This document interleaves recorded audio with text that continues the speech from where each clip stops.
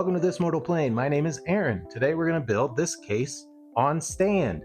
Like just about everything I build, the case is made of cherry and the base is made of ash. This is designed to hold your favorite collection of things, be them books on political theory, philosophy, comics. It can even hold records. Let's get into it. All right, I'll start by getting my material together, laying out the necessary parts on my rough stock, paying attention to things like color matching and grain when deciding which parts will come from which boards. For this case, which I've dubbed the Audrey, after the great Audre Lorde, I set out to make a utilitarian case that could work as a bookcase or even as a display case for collections of things like Funko Pops or statues or whatever other nerdy stuff folks are into. So after getting everything laid out, I'll follow the same process that begins every project in the shop. That starts with rough cutting at the miter saw, which you're watching me do now. Then I'll move on to milling the stock S4S, that means square 4 sides. That process starts at the jointer. Right here, I'm jointing one face. Then I'll switch over the machine, go to planer mode, and plane the opposite face parallel to that jointed face. You'll note I make abundant use of scribbling here, marking the face of the board to make it more evident where material has been removed. Then it's on to jointing one edge 90 degrees to the freshly flat face, running the stock as many times as needed to ensure a perfect 90-degree reference edge. Then I'll take everything over to the table saw and cut the stock to final width there. And because I have no overarm table saw dust collection, I prefer to leave pieces a little wide in order to keep the blade embedded in the workpiece and to avoid, as much as possible anyway, shooting dust directly into my face while making these rip cuts. Also, not sure what song I'm singing to myself there, but hey, lip readers, help me out. If you watched my last video, link in the corner, you'll know that I use the in-out method when doing panel glue-ups. Essentially, when gluing two boards together, I put opposing faces against the jointer fence to cancel any error in alignment at the jointer. This gives me perfectly flat glue-ups, and it works great for me. I highly recommend adopting it as normal practice if you happen to be a woodworker. Even if not, the in-out method is generally good practice, in my experience. Okay, so next we start gluing up panels. This project requires quite a few panel glue-ups, and I've opted to use nothing but glue and clamps to assemble my panels. First, let's talk about clamping distribution. The woodworking world is profuse with aphorisms and adages that are based on vibes alone. So we woodworkers hold quite a few beliefs about our methods that may or may not hold any water. That said, one I subscribe to is alternating clamping pressure to avoid cupping panels. A rational person may suggest that not over-clamping would also help avoid cupping panels. And to that I say, get the hell out of my shop, I've got more clamps to add to this panel. Now, sometimes I will use dominoes to align boards when doing panel glue-ups, but I chose not to here, knowing I was soon going to be cutting an angle through this panel, and I didn't want to risk accidentally exposing a domino and myself as a terrible woodworker, so I decided that whacking everything with a mallet was sufficient to get everything flat. Then, after letting the glue-ups dry and removing them from the clamps, I sand the panels to 120 grit to give me a reasonable surface from which to work moving forward. I would note here also that most videos I watch on YouTube perpetuate poor sanding technique, so shame on them. Here you'll see the slow, steady movement across the piece that will result in nice, flat panels. And then it's on to shaping the panels. I want the top shelf of this piece to be shallower than the bottom, so I'm laying out to cut an angle across the two side panels. And this is a mark of my work and general anxious nature, which is that I will mark work pieces like crazy.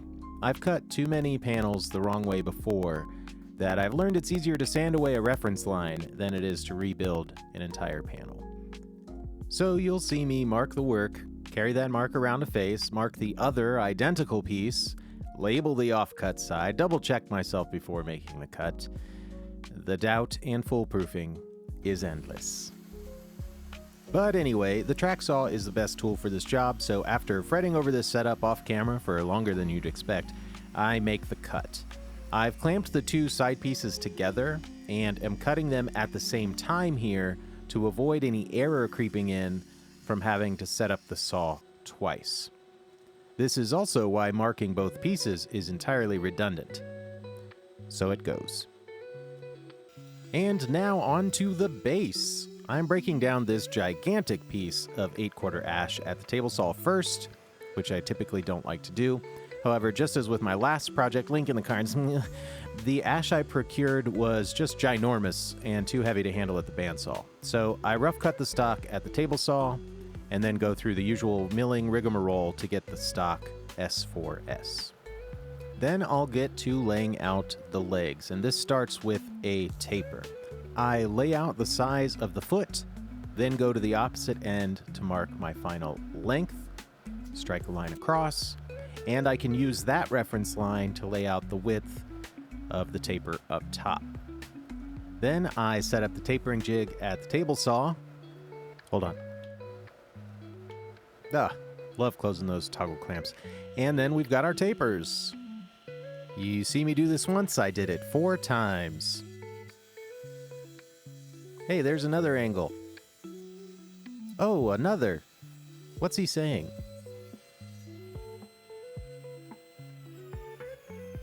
Ooh. Drum. Ugh.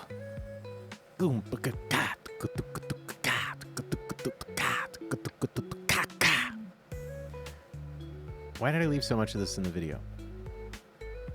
Anyway, then I cut the stretchers, or whatever you want to call them, at the table saw using the miter gauge and a setup block I keep in the shop, given that this is a leg design that I use frequently.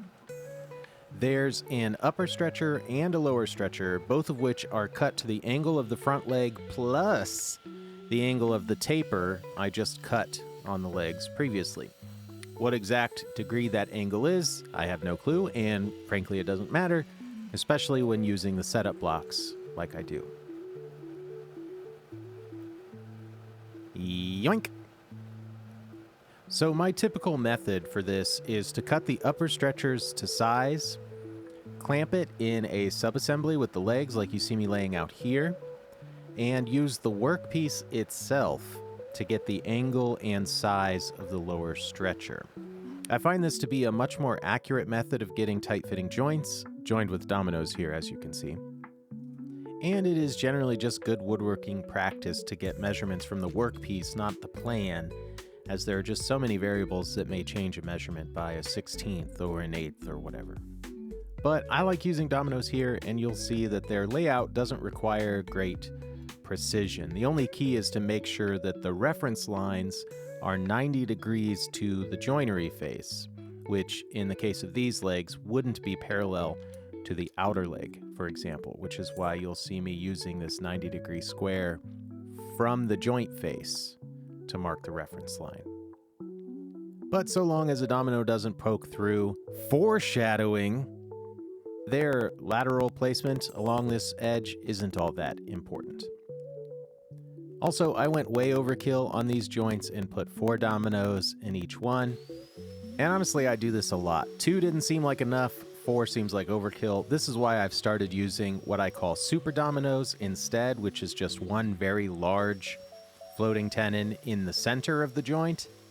But as you'll see, I actually cut 4 10mm dominoes in every single one of these joints.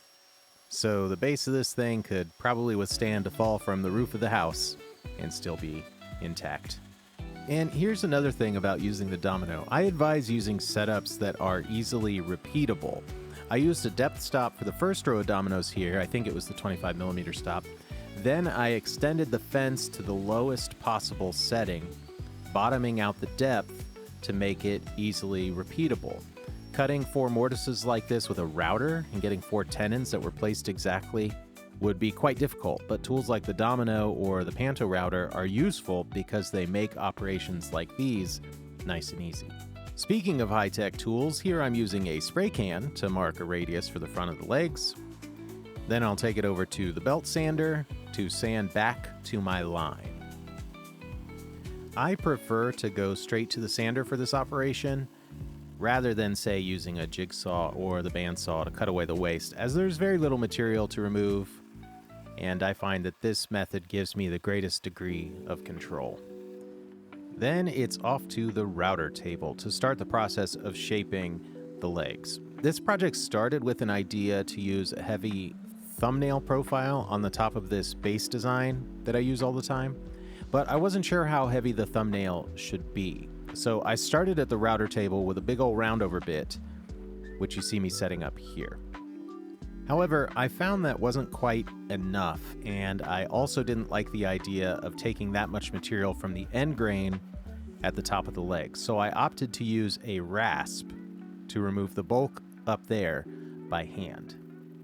At this point, I was really trying to feel out and find the profile, remaining pretty conservative with how much material I was removing, and it still wasn't quite enough. So I switched to an even bigger roundover bit, using a handheld router this time because I don't have the right insert for the router table to hold such a massive bit, and I went to town going all the way around the legs, including the end grain this time, and thus I made an absolute mess in the shop. This is the worst part about using the router by far, and this is with the dust collection attached, by the way. Anyway, as you can see, the router left a little bit of material behind in the center of the thumbnail, and I had some pretty nasty tear out to contend with on the back edge of the leg assembly.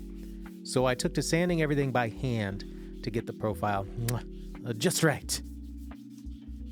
You're watching me use one of 4 grits on the preppin' weapon, as it's called, to get this profile shaped to my satisfaction.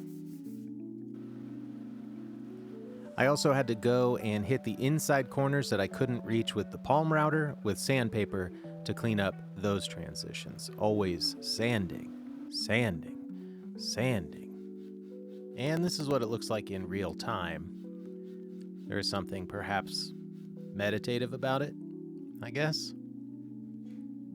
Anyway, our sojourn to the base comes to a close as we return to the case for some joinery. First, I'm laying out for some rabbets. The top and bottom panels will be affixed to the case using rabbets, and all the shelves will be attached using dados. So careful, precise layout is in order. You'll note that I'm using an offcut of the side panels to lay out the depth of the rabbet, another method you'll see me use often. Using the workpiece is always superior to relying on measurement, and using a marking knife instead of a pencil would be even better. But once I get everything laid out, I set up a stop block at the table saw and use a crosscut sled to cut the shoulders of the rabbets. Note that that's not a through cut. Then I'll flip the workpiece end for end and cut the other side. Boop. Being careful to reference the stop block without moving it. And yes, my stop block is just a 3-2-1 block clamped to my table saw fence rail. Whatever works. To cut the remainder of the rabbet, I'll stand the workpiece on end and run it through the table saw, making sure the offcut is on the outside of the blade, not trapped between the fence. I barely have height clearance in the shop to make this cut, but I managed. And though I'm not the safety police, ACAB, always let the blade fully stop before grabbing an offcut. Yoink. And now we move on to laying out the dados. Given that these are stopped dados, I'll be using a router and a jig to cut them, so precise layout is needed. You'll note that I am measuring and marking one of the side pieces, and then transferring those marks to the opposing side piece, noting that the two pieces are mirrored, not identical. That is yet another mistake I have made many times before. So I'll move up the workpiece and mark for each shelf following the same procedure as before. Keep in mind that if you're working to specific dimensions like I am, that you need to account for the thickness of the shelves when laying out for the dados. You can't simply measure from center to center. You need to account for the thickness of the shelf itself, the depth of the shoulder of the tenon I'm going to cut in a minute, which is why I again use that offcut of the shelf to lay out and align everything to make sure I have the spacing I am seeking between each shelf. I'll then transfer those marks to the other side and mark for the stop dado along the front edge of the case. Like I mentioned previously, I'll be using a router to cut the dados, so first I will use a brass setup block to set the depth stop, 3/8 in this case. In this case, that's a double entendre, not a pun, by the way.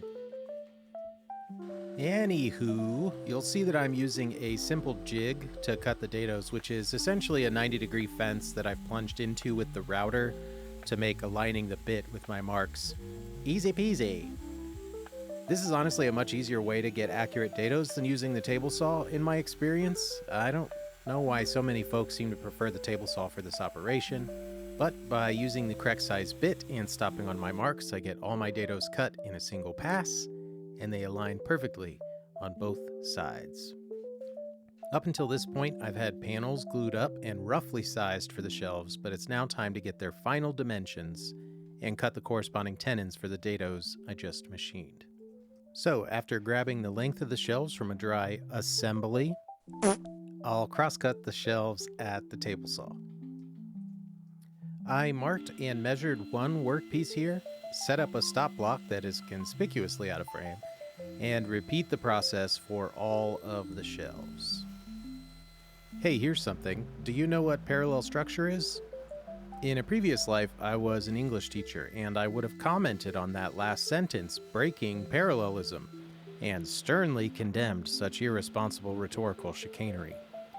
Am I the only one that was bothered by that? Not enough to re-record it, I suppose. Anyway, now I'm cutting the tenons on each shelf. I've switched to the miter gauge for some reason, and will cut these just a little too big, leaving me room to fine-tune the fit using a shoulder plane. There are plenty of folks who will attest vehemently that one should be able to cut a tenon to fit straight off the saw. And while I agree that that is a possibility, I have found I am personally much less likely to overcut tenons this way. And, I just like using the shoulder plane, so yeah. But a few passes on each face of the tenon, making sure to take equal passes on each side, sizes the tenon to fit and flattens the face, since I wasn't using a flat tooth grind blade at the table saw. Perfectly flat tenons are not critical in this case, but it's good practice and I want to do it, and you can't stop me. So I'll hit all 6 tenons with the shoulder plane before I test the fit. No, that's a good fit. Okay, so because I am using stopped dados, I need to cut back the tenon on the shelves, which I will do with a Japanese pool saw. I'll start by cutting into the end grain before flipping the workpiece, striking a shoulder line with the marking knife, and then blocking the frame with my big meaty claws while using a chisel to establish a well in which the saw will sit to cut down across the grain. Then I can cut down following that shoulder line to my previous cut.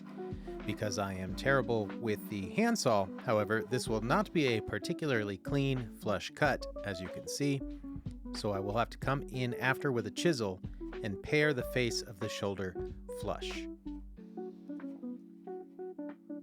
Next on the docket are the dividers. There is a vertical divider in the center of the bottom shelf and one in the center of the top shelf, both of which will get attached using dominoes, which I'm laying out for here.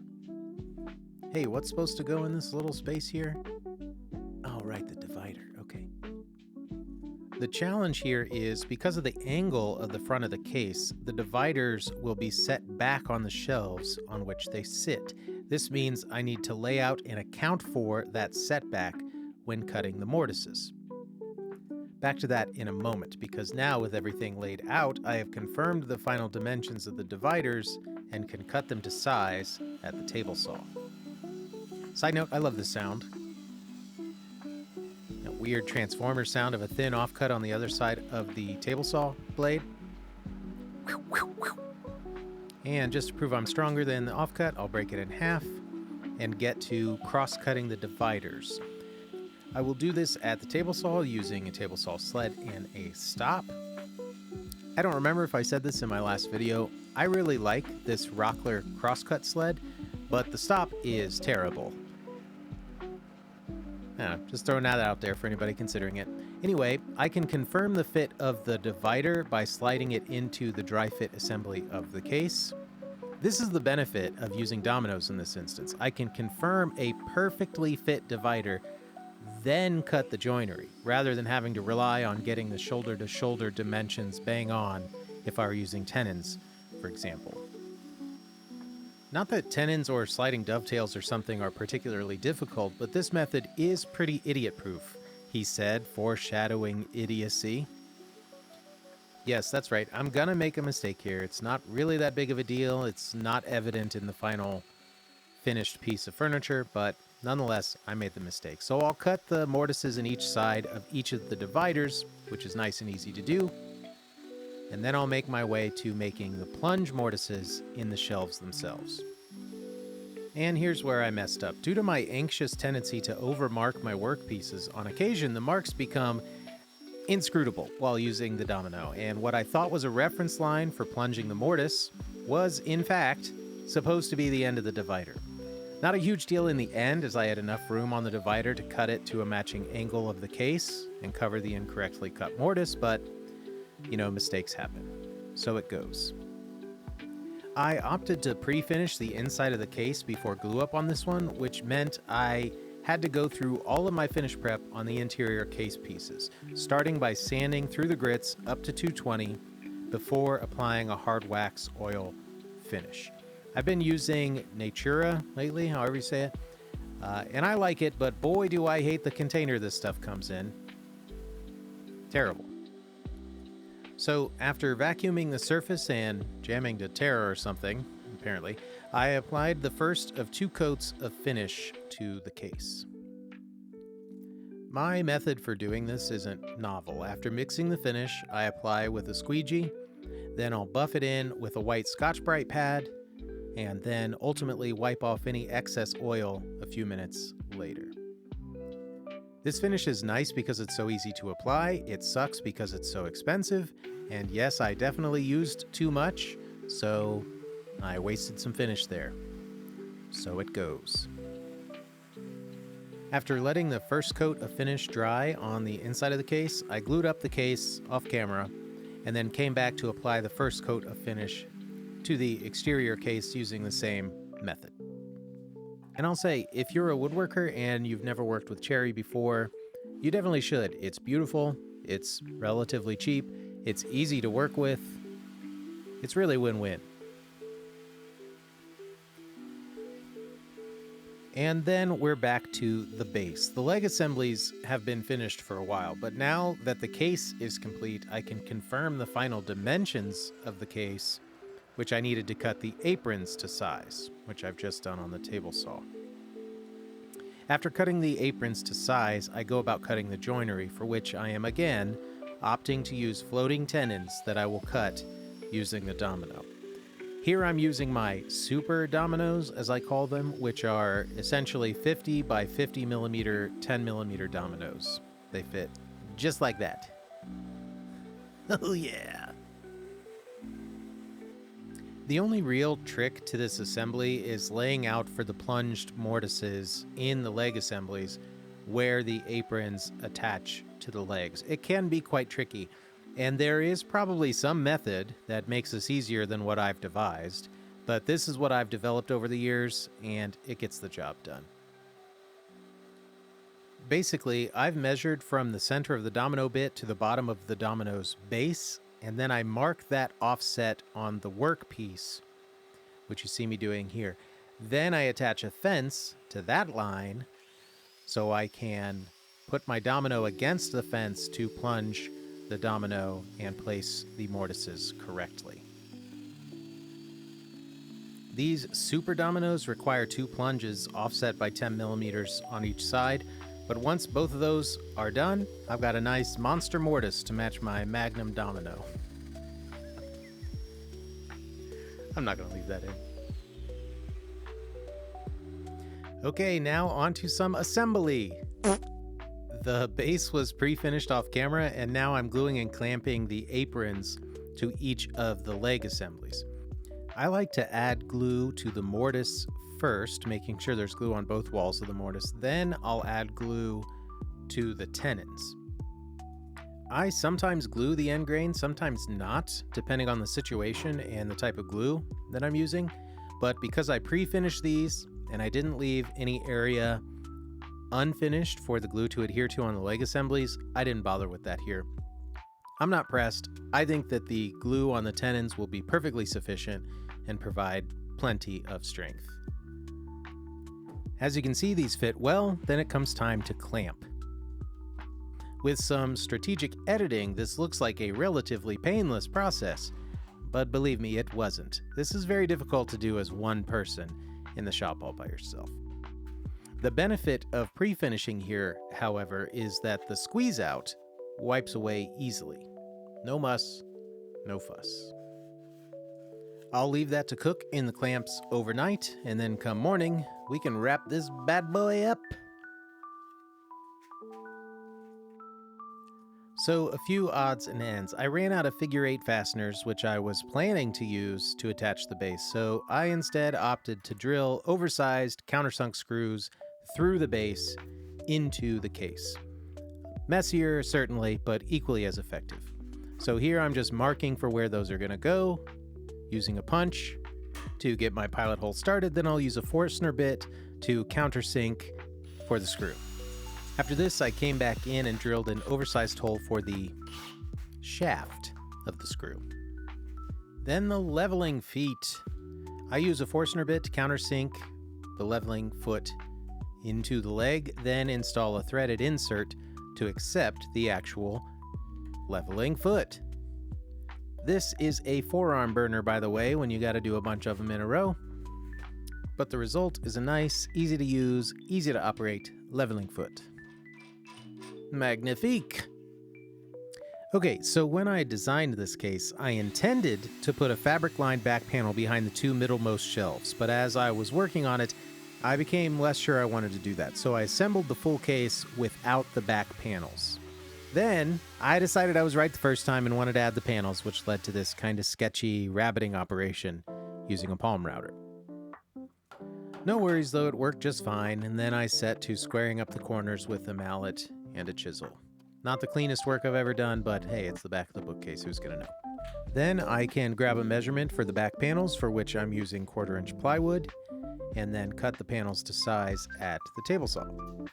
Always measure from the side, not the middle, so any potential sag doesn't skew your measurement. Then I'll rip and cross-cut the panels and prepare for adding the fabric. I've opted to use a goldenrod faux suede here, and I'm going to affix it to the panel using spray adhesive. I'll start by cutting the fabric oversized, giving myself about 1 inch or so on each side of extra material to work with. I also decided I should iron the material before adding it to the plywood, as it was shipped to me and it had some fold lines visible that I didn't want to telegraph through. Then, laying a very generous coat of adhesive onto the panel, I'll add the fabric and, using a piece of plywood with a rounded edge, work out any wrinkles or bubbles. Spray adhesive is no joke. It gets on your fingers and will not go away for a long time. Ask me how I know, so I'm using gloves. Then, after giving everything a chance to set, I come back with a fresh blade and my utility knife and cut the fabric flush with the edge of the panel. I didn't want to wrap the fabric around the back, as I didn't like how that looked, even though it's the back of the case. And I think that this will be sufficient, especially once the panels get affixed to the case. So I'm not too worried. Speaking of affixing to the case, I'm affixin' to do that right now. Oh golly. So I just place the panels in the rabbets in the back and secure them with a few brads, and voila! Our bookcase is complete. Okay, well, I think it turned out well, and I hope you feel the same. If you like my work, feel free to like, comment, and subscribe, and find me on social media in whatever corner of the internet you reside. I forgot to film a formal outro with the case, so these Ken Burns style photos will have to do for now. Bye-bye.